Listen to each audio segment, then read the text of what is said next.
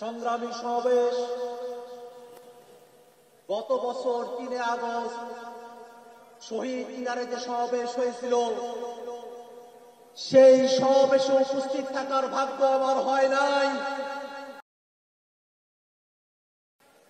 কিন্তু আমি হৃদয় দিয়ে অনুভব করি গত বছর শহীদ মিনারে যে সমাবেশ হয়েছিল সেটা নিছক কোনো জনসমাগম ছিল না। বাংলাদেশের লাখো কোটি মানুষের শোক প্রহ এবং শপথের সম্মেলন ছিল গত বছরের সমাবেশ। ভাইরা আমার, 24-এর অভ্যুত্থানের মধ্য দিয়ে এই বাংলাদেশে যে নতুন প্রজন্মের জন্ম হয়েছে, যে নতুন রাজনৈতিক জনগোষ্ঠীর আবির্ভাব হয়েছে, সেই নতুন রাজনৈতিক জনগোষ্ঠী এমন, যদি কোনোভাবে বাংলাদেশের কোনো কোণে কোনো বিপদ আসতে থাকে, এই প্রজন্ম জীবন দিয়ে সেই বিপদ মোকাবেলা করবে। ভাইরা আমার, নতুন যে প্রজন্মের জন্ম নিয়েছে, যে রাজনৈতিক জনগোষ্ঠীর আবির্ভাব ঘটেছে, আমরা এমন ভাবে নিজেদেরকে তৈরি করেছি, আমরা নিজেরা নিজেদেরকে জবাবদিহিতার মধ্যে রাখতে বদ্ধপরিকর। ভাইরা আমার, বাংলাদেশের মানুষেরা যুগের পর যুগ ধরে যে বঞ্চনার শিকার হয়ে এসেছে, সেই বঞ্চনা থেকে মুক্তির জন্যই আমাদের শহীদরা জীবন দিয়েছেন। আমাদের আহতরা এখনো পর্যন্ত তারা তাদের অপূর্ণাঙ্গ দেহ নিয়ে আমাদের কাছে উপস্থিত হয়েছে।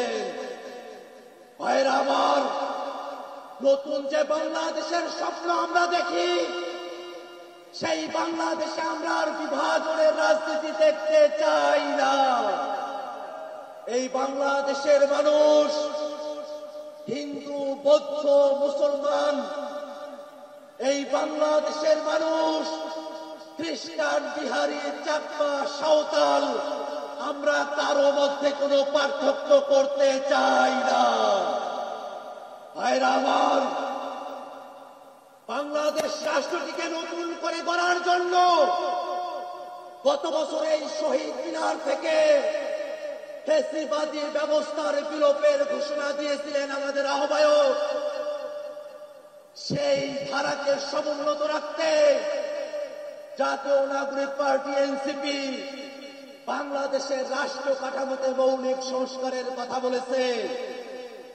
এই বাংলাদেশের রাষ্ট্র কাঠামোতে যারা ক্ষমতায় এসেছে, তারা জনগণের কাছে জবাবদিহি করে নাই।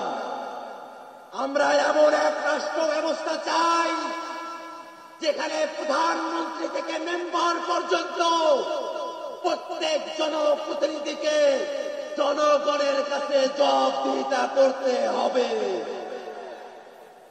বাংলাদেশের মানুষেরা বিগত সময়ে ক্ষমতা হস্তান্তরের সময়কালে একদলীয় যে কর্তৃত্ব দেখেছে, যে ফ্যাসিবাদী আচরণ দেখেছে, প্রশাসনের যে দলীয়করণ দেখেছে, সামনের বাংলাদেশে আমরা আর তা চাই না।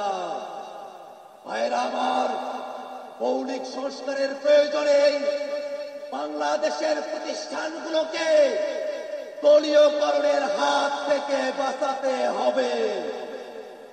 বাংলাদেশের বিচার বিভাগকে কোন দলের কর্তৃত্বের মধ্যে আমরা যেতে দেব না। বাংলাদেশের সচিবালয়ে যে নীতি নির্ধারণ করা হবে, সেই নীতি যেন জনস্বার্থের পক্ষে হয়, সেটা স্বচ্ছতার সঙ্গে জনগণের কাছে উপস্থাপন করতে হবে। ভাইরা আমার, মৌলিক সংস্কারের ভিত্তিতে জাতীয় ঐক্যমত্য কমিশনে রাজনৈতিক দলগুলোর ঐক্যমত্য তৈরি হয়েছে। আমরা হয়তো অনেক প্রত্যাশা নিয়ে ঐক্যমত্য কমিশনে গেছি, মৌলিক সংস্কারের যতটুকু প্রত্যাশা পূরণ হয়েছে বাংলাদেশের মানুষ অপেক্ষা করছে জুলাই সনদের প্রত্যেকটা কথা বাংলাদেশে বাস্তবায়ন করতে হবে। জুলাই সনদকে কোন কাগজে বাঘে আমরা পরিণত হতে দেব না। ভাইরা আমার, সরকার জুলাই ঘোষণাপত্র জুলাই সনদ প্রণয়ন করবে। আমরা সরকারের কাছে উদাত্ত কণ্ঠে আহ্বান রাখতে চাই, জুলাই ঘোষণাপত্রকে সাংবিধানিক স্বীকৃতি প্রদান করতে হবে। জুলাই সনদকে আইনি স্বীকৃতি দিতে হবে। লিগ্যাল পার্টনার করে এলে করে জুলাই সনদকে কার্যকর করতে হবে। জুলাই সনদের সংস্কার সরকারকেই বাস্তবায়ন করতে হবে। জুলাই সনদ এবং জুলাই ঘোষণাপত্র যাতে বাংলাদেশে বাস্তবায়ন করতে হয়, সেই কারণে বাংলাদেশের প্রত্যেকটা জনগণকে পাহারাদারের ভূমিকায় সজাগ দৃষ্টি রাখতে হবে। ভাইরা আমার, নতুন বাংলাদেশের যে ইশতেহার আজ ঘোষিত হবে, সেই নতুন বাংলাদেশের দিকে দিতে জাতীয় নাগরিক পার্টি এনসিপির সারা দেশের সকল নেতাকর্মী, আমাদের যুব উইং, আমাদের শ্রমিক উইং, আমাদের ছাত্র ভাইরা, বৈষম্যবিরোধী ছাত্র আন্দোলনের সকল সহযোদ্ধা, সকলকে সজাগ থাকার আহ্বান রাখিয়ে আমি আমার বক্তব্য শেষ করছি।